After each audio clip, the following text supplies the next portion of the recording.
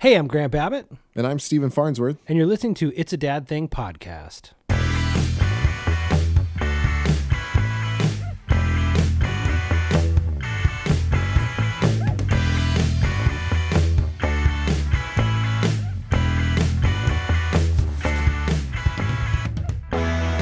Hey, everybody. Welcome back to It's a Dad Thing podcast.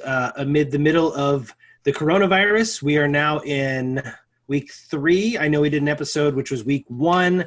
Kind of missed week 2.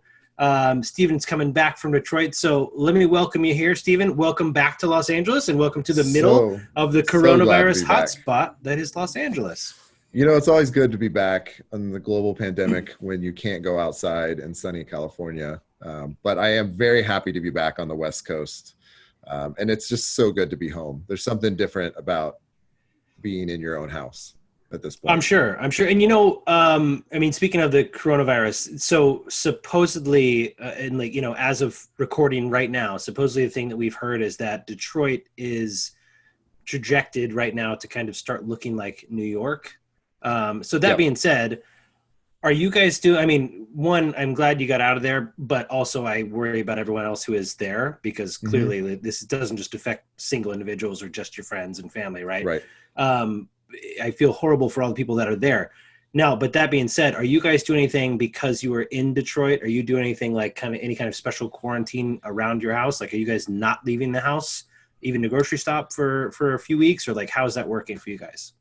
Yeah, I mean, it's a learning curve, you know. I mean, I think we traveled across the country during this, trying to touch as little as possible, using wipes and everything you can imagine to try to mitigate everything, and just kind of taking it day by day. As much as we can, we don't leave the house. I think Sarah's the only one that's left the house, and that was today, to go grocery shopping. And then we literally like put everything out on the table and sanitized every single product on our way in. But yeah, I mean, we did a little bit of self quarantine for a couple of days because we have, you know, a couple people that are living with us. We asked them what their history was and kind of their comfort level. And so we did a couple of days of that, and just kind of taking it day by day, you know, making sure everybody's washing their hands and that thing. But we haven't done anything drastic other than just staying home. But we're pretty used to being at the house, so that wasn't too difficult. Okay.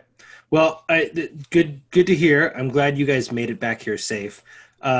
Speaking of being here safe and dealing with the coronavirus, we do have a special guest today. Sam Girguis is here today. He's going to be helping us talk about like kind of the psychology of what's going on with everyone, not only just staying at home, but just dealing with the coronavirus and the anxieties and everything that come with it. So Sam, welcome to the show. Hey, it's great to be here. So Sam, I talked to you a little bit earlier about some of the things that with this coronavirus, and I'm so excited that you are actually joining us because you've worked, you know, you and I have been chatting over the years about all kinds of stuff with family and how do you work through certain situations. And it's always specific, you know, it's like, this is exactly what's happening. But I think for this episode, what I really want to do is just kind of ask you some questions as far as us dads and how we can kind of work through this unknown and all of this stuff going on with the coronavirus, because it touches more on, even more so on beyond the healthcare part of it, beyond keeping your family safe and doing all the things that we, you know, sanitizing and all that kind of stuff. But how do you work with your family through something like this that no one has ever seen, no one that is alive has been through something like this. Right. So Sam, tell us, I think for our audience, I think it would be helpful if you tell us a little bit about yourself and kind of your background. Sure. Yeah. So I am a clinical psychologist. My work has primarily been around kids, so children and adolescents experience trauma. I worked at Children's Hospital Los Angeles for a bunch of years before transitioning into my current role, which is a faculty role at Azusa Pacific University.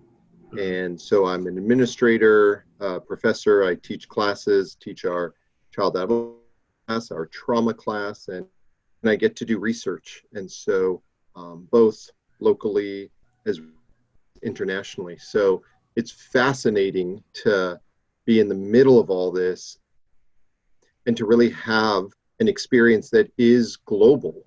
So I've been in contact with people from around the world who are going through the exact same thing we are, whether it's the quarantine, shelter in place, and it's so interesting to see how people respond to all this. Yeah, for sure. And I know that we talked. I think the last time we had talked, you were coming back from Lebanon and working with Syrian refugees. So yeah, I mean, you're definitely plugged in way more than I am in what's happening globally with all of this, because, like you said, there at this point there is no one that has not been affected in some way, shape, or form with this virus, and so it's kind of incredible. I mean, I think with the numbers, it's really scary to continue watching the news, and I've had to really slow down my news consumption because it's just more devastating news and more devastating news. I mean, how has your normal kind of routine changed since all this quarantine stuff? Yeah, I mean, I think it has affected all of us. And so I am a person from home. Funny, when I saw on social media the letters WFH for the first time, I was convinced it was a swear word. I knew it had to do with working from home, but it took me a while to realize, oh, right, that's what it means. And so just the transition, I think, that we all went to from, even if our jobs had a lot of different aspects to them, they were still things that were expected. And so I think one of the biggest things is that we moved from things we could expect to things we expect. And when that happens, that triggers a lot of anxiety, that triggers a lot of fear. And it's really hard to know what is actual, what is and what is not, what is catastrophizing. And so I think that's really a common denominator right now, where we're all trying to figure out, okay, so we know we should be cautious, we know we should be careful, but what is too much? And how do we calibrate as dads? How do we calibrate ourselves and try to help our families do the same? Right. And we've talked about, Sam, you are a dad. We bring dads on the show, right? Yep. Tell us about your kids, right? You have 2 kids. I do. I have a 9-year-old and a 12-year-old. So my 9-year-old is in 3rd grade. No, is in 3rd grade.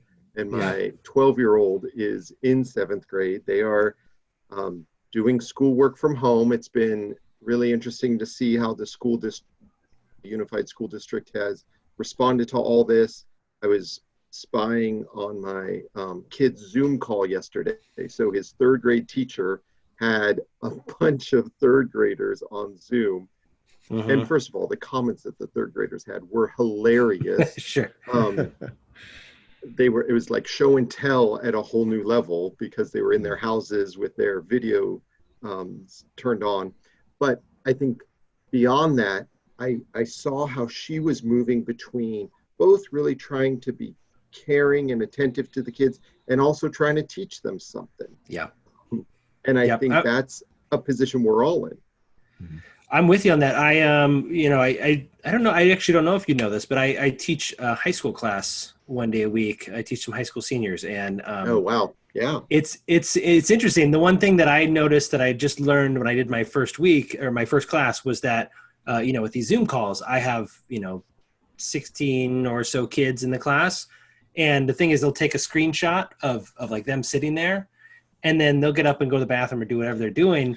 And then I see them walk in and sit in front of themselves. And I go, oh no, like how long were you not there?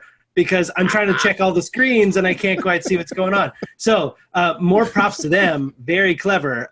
But it's a learning process. It's not like you're just in the classroom as a teacher side of it. And then the parent side of it too. We've got our kids here. I know you guys are all experiencing the same thing, where we're basically trying to homeschool and add that element of like, oh, you're still in school, here's your schedule. But that being said, so with your kids, I know you've got a little bit older kids than what we do, but right. What is it like talking to them about not only just like this kind of, I say new world, but this like new time we're in right now that's just completely changed everything we thought we knew.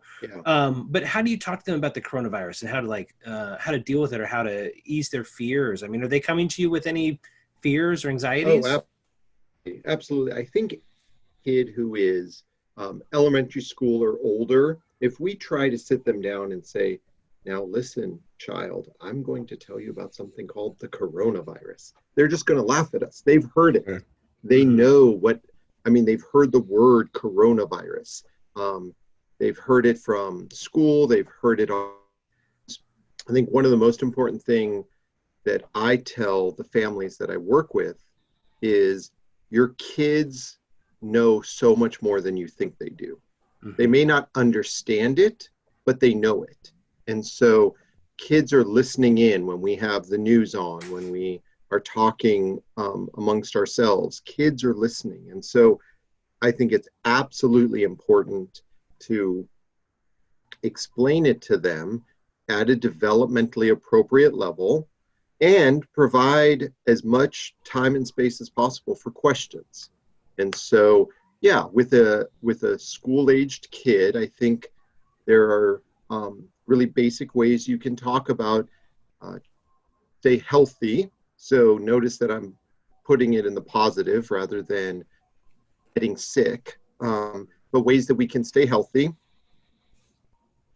As they get older, that language can become more sophisticated, actually understanding how, viruses are spread and things like that, if that's what they have questions around. But the well-intentioned mistake that I think I see parents do more than is try to protect their kids from the information. So not talking to their kids about it, and that actually ends up backfiring. Right. Yeah. Stephen, do you, on that same kind of question to you, like, how are you talking to your kids? Because I can tell you from our experience, like what you were saying, how you try to say, we try to stay healthy instead of get sick. And those are two very different things, and they can be looked at very different. I know, like, my kids aren't sitting and watching the news. We don't have it on when they're here. I turn it on after they're gone, or, another room or whatever. Yeah, that's great. But the one thing that that really kind of hit me was kind of early on. I'm going to the grocery store and trying to, I was going to the grocery store just to get us some food. And I think maybe running something by the post office. And as I was saying bye to everyone, because we've talked about how you could be sick and we've talked about the germs and we did these little examples with them. And we try to be very, like, not sugarcoat it, but very kid friendly with everything. But when we talk to each other, we try to keep our conversation in the other room. But we're not hiding it from them. But what we're doing is trying to, like, ease the conversation, but still keep them very informed. The problem is, I think we used some of that wrong terminology. Like we said, you might get sick. And I think that's the thing that I know I was guilty of saying that at the beginning, trying to walk that back now, because as I was leaving to the grocery store, my 4-year-old, now 5-year-old little girl turns to mom and says, "Is dad going to die?" And that's because I was leaving the house. Wow. And so that hits me like a ton of bricks. And I go, okay, something's going on clearly, but how we're speaking to you, maybe we need to figure that out. Because then the conversation was, well, yes, technically I could die in a car crash, but, and then I'm like, no, wait, we can't, there is a limit where we're trying to give them, give them everything, but also not, I don't want to make them afraid to literally leave the house in the future. So, I feel like it's similar to, it is in a weird way similar to other trauma in the sense, what do you do when someone significant passes away in your family, doing those kinds of things. I think that's what I'm kind of going back to, is how have I done those kind of situations, because we kind of, we're like ready to talk about it at any point. But not really, like Sam said, sitting everyone down and having some big discussion. But it's simple things of, like, Sarah going to the grocery store and she's like, man, I really wish I could bring one of the kids with me because it would really help them, like, get out of the house and do that kind of thing. And they hear it from the other room. They're like, I want to go. And then then it's like immediate. Okay, great. This is an opportunity to talk about why we shouldn't go. what's a good thing to, how we're following, guidelines, and we're doing this not just for ourselves, but for other people. We're trying to really keep it, then we kind of get into that conversation, but it's usually like, because our kids are, 9, 8, and 6 now, it's a little bit more graduated where we have a little bit of a conversation, but I mean, it's like no more than like 3 to 4 minutes, it's, you just can't really keep their attention that long. So you're kind of trying to be at the ready at all times. And like you said, I don't watch the news on TV or anything that they could do. I mean, I think, Sam, one of the questions that I have is like, what's really important to make sure that they understand beyond anything else? Because I think, like you said, our kids are really aware of what's going on. They know that, like, everybody at our house is home, so they feel like it's like sort of like a vacation, but they don't really understand what's going on because they're not really watching the news. But they're, a lot of kids are, all kids are at home now, so they're experiencing Zoom classes. So there's huge disruptions happening in the system. But like, what's an important message that we can kind of convey to them, or at least maybe have on our minds? I mean, I think there are a couple really important points to get across. I think the first is we are being careful in order to stay healthy. And so of answering the why are we doing this?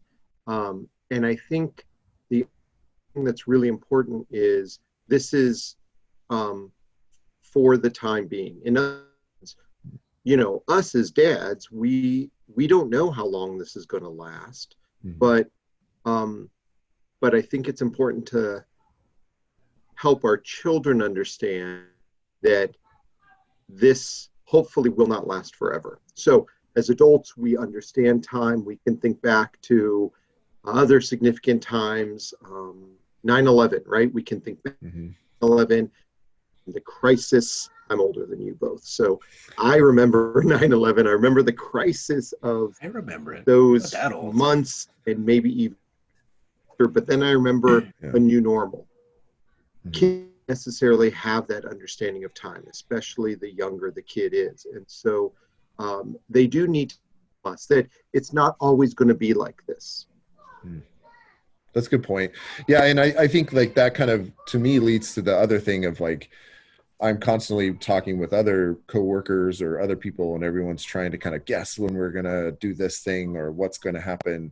There's a lot of anxiety and fear in adults. And I think a lot of times with kids, they don't know. The lack of information is actually sometimes helpful because they're not feeling that anxiety quite like adults are in that same sense.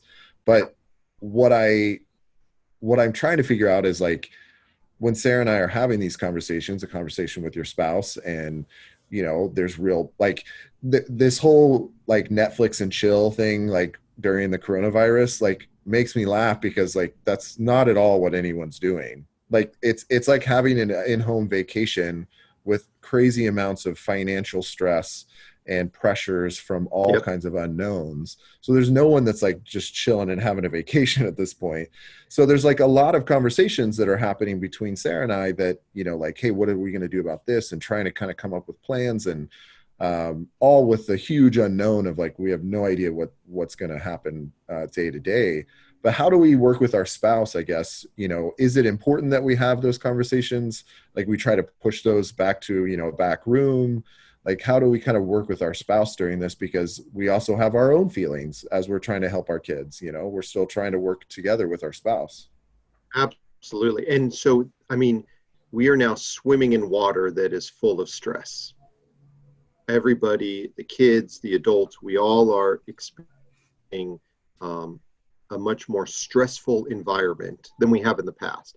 And trying to have an impact. That's going to have an impact on relationships between husbands and wives, between parents and children, so in that sense, I think it's very important to have those conversations.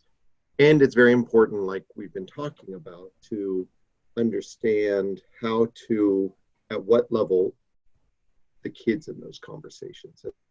I think, especially for dads, we could talk a whole nother podcast on gender roles, but we aren't going to go there today. But in general, as dads, we either impose on ourselves or society imposes on us that role as protector, right? We're the ones who are supposed to keep it safe, make it safe, whatever. And that looks differently from family to family.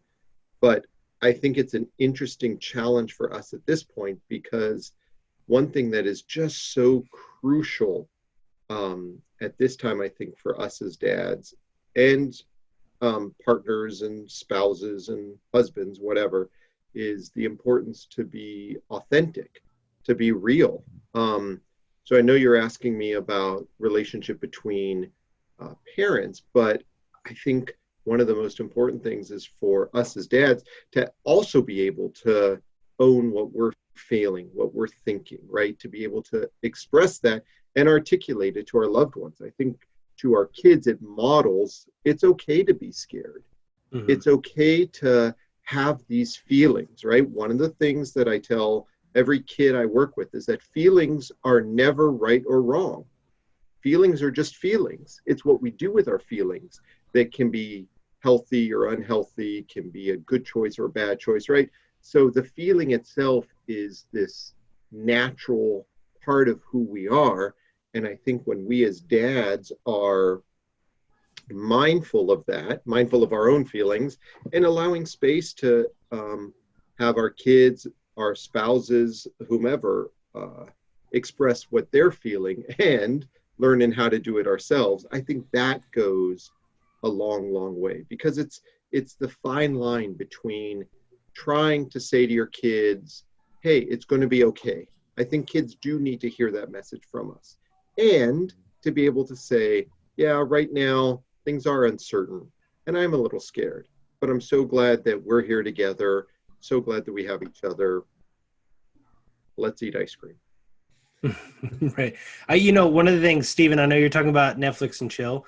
I've realized that in our household with all the stress that when I try to Netflix and chill with my wife and I try to do anything romantic, she reminds me that we should be socially distancing,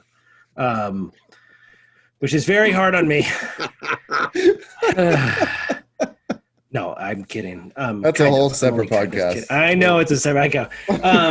No, I hear you. So we've tried to set up a routine with the kids where like they're now excited about like a movie each day, where they have like a quiet time and a movie day, and like my wife and I have tried to use that to recenter the stress and the if the morning was rough, then we now have a break in the middle that we've tried to add in. It's built-in screen time. It's like they get to lay down, they all get to bond and lay down, watch the same thing. And then we get to restart the second half of the day. And sometimes we don't necessarily get much of a break in that time, because my wife and I are then either taking the current press conference that's happening in, or trying to do something around the house, or maybe we do get a second to rest. But that's one of those things that we've tried to implement that in a way that it helps them, but it also helps us. And ultimately as a family, like it's really important to us. One of the things too, and I don't know, are you familiar with the Headspace app? Oh, totally. Okay. I think Headspace is phenomenal. I think there are others of those that are just phenomenal apps. Yeah, we're not sponsored by them yet, but no, I'm kidding. Someday. But actually, during this whole thing, there's everybody that's giving out free trials, and like Zoom is allowing for people to do meetings that are longer than it should be. One of the things they did at my school is they basically gave all the teachers access to Headspace Pro. So all the extra features and things that are there, as opposed to just like a free account, we all have access to. So that's one of the things that like we haven't implemented yet, but I've tried to like talk to my wife and let's figure out a way we can sit down and maybe work with that Headspace app and help calm any fears or even just take that break in the day when it starts to get so stressful, because you're right. All of you guys are right. There are moments when it is unbearably stressful and there's no escaping. One of the things that you're hitting the nail on the head, Grant, is about creative structure, right? In general, we know structure is really good for kids. It's actually why school is good for kids. There's lots of things about size of the classroom or whatever that can be unhelpful, but in general, a structure is really important for kids. And when kids are at home right now, it is really challenging, especially if parents are working from home, to have any kind of structure. And it's so tempting to just kind of throw structure out the window or to be overly structured. And so I've been thinking about with my own family how to be creatively structured, what fits our family right now. And it's going to be family. So how much time to spend, quote unquote, working? How much time do we take a break altogether so that my kids aren't on a break in the middle of a meeting, vice versa? And then also, I think, to be creative in terms of screen time, in terms of if it's at all possible to go outside, get exercise, fresh air, be creative in the activities that we do with each other. Use this time to experiment around, hey, what would some good quality time look like right now? Right. You know what? One of the things I've tried, because my kids are all small, right? My 2.5-year-old was begging for Paw Patrol, and he's our kid. Like, all the kids want screen. He's our kid who's like, I want screen or I'll throw a fit. And so what I've been trying to work with him is now one of the things, like, we're doing storytelling, but instead of sitting down and we're telling the story, I'm telling them a story, we're finding a way to be interactive. And that's one thing that we really try to implement, because, I mean, like you're saying, that creative structure, one thing that we're trying is that, like, for instance, I ask him if he wants to snuggle. We lay on my bed and we look up at the ceiling, and then I'll say, look, we're watching Paw Patrol. Let's sing a theme song. And we'll sing a theme song. And I said, what pup are you?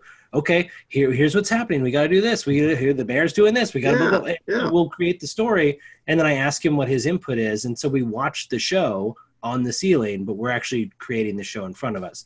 And we even do, like, the episode break, and then, okay, now what's the second episode? Like, awesome. So we try to do that. The other thing we've done is outside, we have a soccer goal set up in the backyard. So I try to tell them a story out there, but, you know, it's this thing where it's like, okay, now you're these 3 knights and you have to do this thing and you have to defeat these 3 dragons. And so I'm all 3 of the dragons, but basically what they're doing is trying to throw a ball in a goal.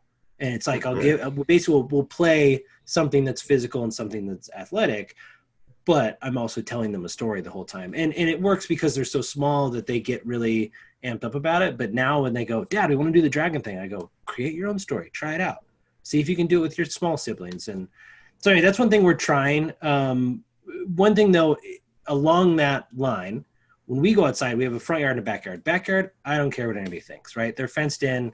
They can play back there. That's fine. But we go in the front yard and there's people out walking back and forth. I know one thing that I do, because you talked about dads are the protectors, right?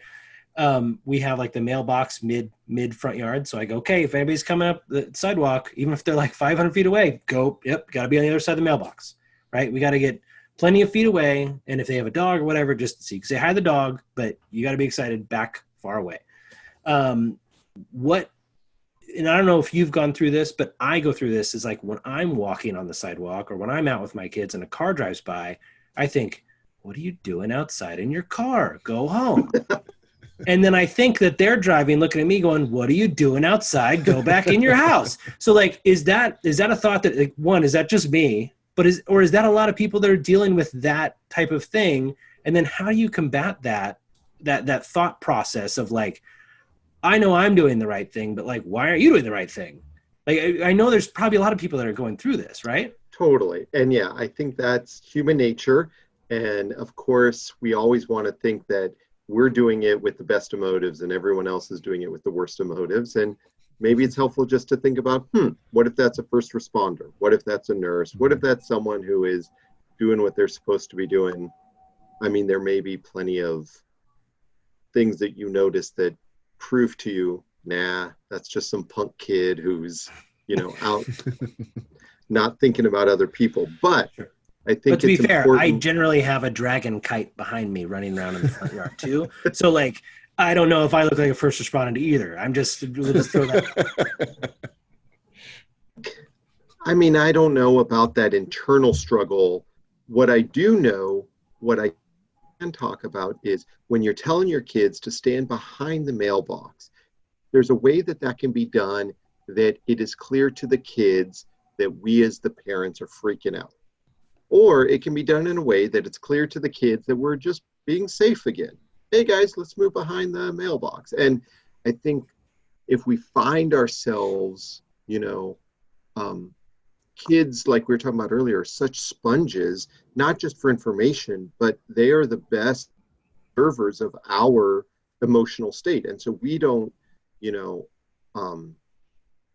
always hide well when we're trying to hide our fear or anxiety. And so kids pick up on that stuff.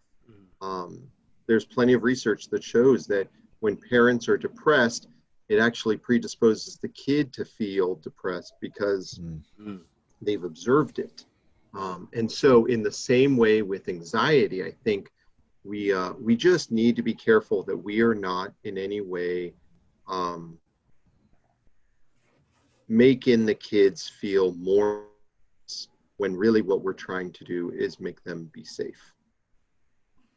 So in that type of situation, would it be beneficial to say something like, hey, you guys are protectors and you're actually protecting everybody else by staying behind the mailbox, right? I mean, so it's something like that where you kind of change it to where like they're the ones that are, they're responsible, they're the helpers, they're the ones protecting. Because I know we've had somebody come to our house and they were elderly and what they did is they brought like a card or a ball or something for the kids to play with. And at another point, I cleaned it out, gave it to the kids so they could play with it because it was one of our neighbors we can see. That's and sweet. She came by the following day, and we just happened to be at the front door. And she was at the door, and we didn't want to open the door to say like, "Oh, thanks, we got the ball and the card." But that's what she was checking to make sure we got it and didn't get thrown away or whatever. And so we were like, "Hi, we're trying to keep you safe. Thank you so much." I mean that's the thing that it's like the new normal. So but I've tried to.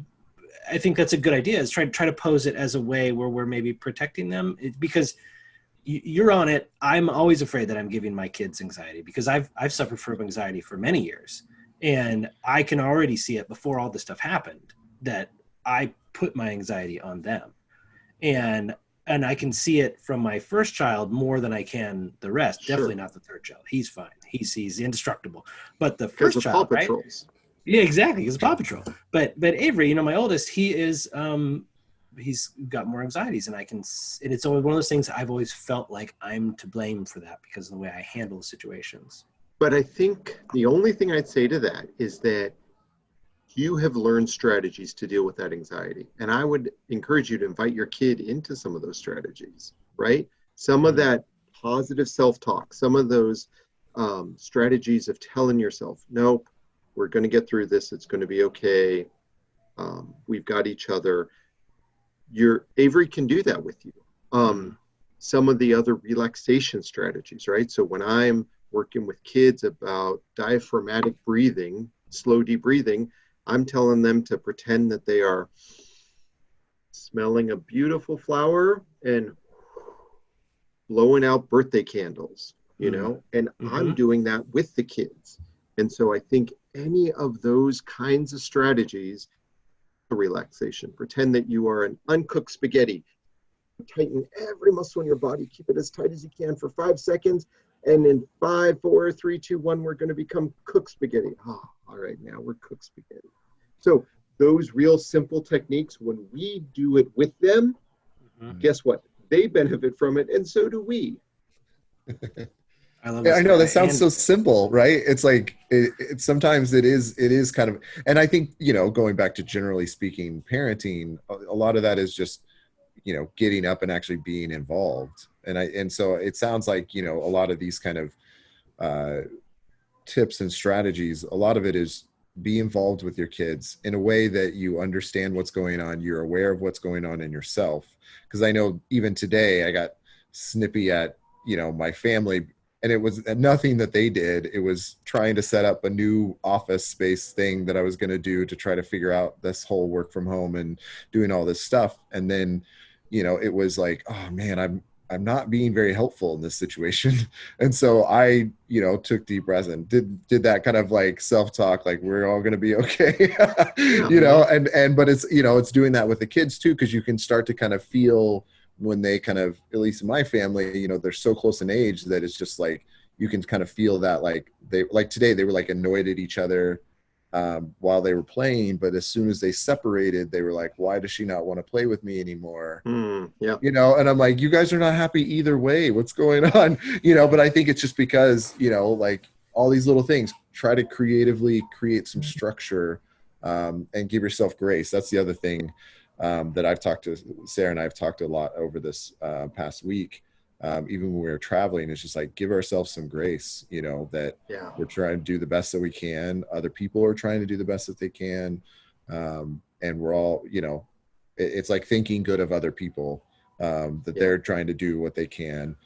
Cause it's a super awkward, like I was telling you, Sam, earlier, to travel across the country and be the only person to check into a major hotel is really bizarre. When you I called about changing out some pillows, and because my wife has some allergic reaction to feathers, and they literally said, "Are you Mr. Farnsworth?" And I said, "Yeah, how do you possibly know that?" And they said, "Well, you're the only one checking into the hotel tonight." And I was like, "Oh my God, that's kind of frightening." But you know, just trying to give yourself like, well, we're doing this, we're doing what we can to get our family home and trying to get everybody, you know, sane and all that kind of stuff. But yeah, man, it's a crazy time. I mean, the grace is so important. And I think the other thing that as parents, we absolutely have to believe is that love covers a multitude of sins. You know, my confession is that I'm a yeller. And so during this time, I've been yelling at my kids way too much. And so I'm working on it. And I'm trying to be authentic and real with them. And that even means apologizing for when my fuse is too short. But I do know, both from the research or whatever, but just from lived experience, right? We know that love covers a multitude of sins. That our kids, when they feel loved, when they feel safe with us, that matters more than any one strategy. The strategies are helpful on top of that. Yeah, no, that's very well put. I really appreciate, Sam, you coming on to this episode. It was exactly as I hoped it would be, with the wonderful advice and strategies, because I know a lot of fun. I know it's so difficult, and everyone's in this together. Everyone's got their own level of stress and their own stuff that they're dealing with. And I think, you know, my hope, and Grant and I, the reason we started this podcast is so other dads get a chance to hear from other dads, and we talk, because I think a lot of times us as dads kind of create, you know, carrying on that male manifestation of like, we don't talk, we're fine, we have everything put together. But like you said earlier, even just saying all feelings are okay, it's what you do with those feelings, but all feelings are okay, and they're okay to have those things. Is powerful for other dads, even beyond kids, but for dads to understand that that's okay for me to feel scared, for me to not know what's going to happen. But it's what I do with that is really going to matter. Yeah, Sam, I definitely appreciate you coming on and talk to us. You know, hopefully it's helping those of you that are out there listening or watching, but I know that you and I just talked about something that I'm going to go implement. I'm going to go try that out. So this is what I love about our podcast, is that it helps us directly, but then also, you know, this is helping whoever's listening out there, hopefully. But speaking of whoever's out there, first of all, follow us if you can. Follow us, like, subscribe, review at Apple Podcasts. Do all the things that you can do to help us grow our podcast so we can start sharing more knowledge, or, you know, just some BS that we're trying to figure out, helping us share that with some other dads. So you can follow us at It's a Dad Thing Podcast pretty much everywhere: Facebook, Twitter, Instagram, YouTube, blah, blah, blah, blah, blah. I know now we're on iHeartRadio. So if you guys listen to your podcast there, hopefully right now you are, we're on there. So, but yeah, Sam, I appreciate you coming on. Where can people find you if they want to reach out to you or talk to you, or maybe have similar questions? Yeah, of course. I mean, it's a little old school, but my Twitter handle is Sam Girguis. They can find me there, SAMGIRGUIS, and I'm happy to continue the conversation. Thank you guys for doing this. This is great. Yeah, thank you so much, Sam. I appreciate it. You guys stay safe. Steven, I will make fun of you at a later date for that Detroit hat, only because I'm a Royals fan, and I don't know why you're wearing that other than the fact you were there. Detroit.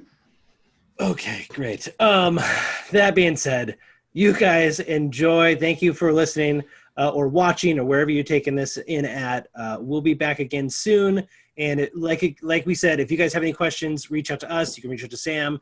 We're all here to help all of you dads. So if there's anything that we can do, aside from going over to your house and doing something now, because we're not allowed to do that, we are here for you. So we'll talk to you guys soon. And thanks for listening to another episode. It's a Dad Thing podcast. Steven, I thought, where were you on that?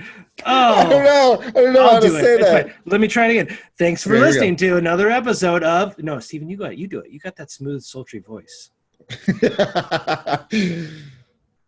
Thanks for listening to It's a Dad Thing podcast. Oh, I butchered it. Oh, yeah, you did, but it sounded nice. Hey, thanks everybody. We'll see you again. We'll hear you again. Do it, Steven. Do it. You got it.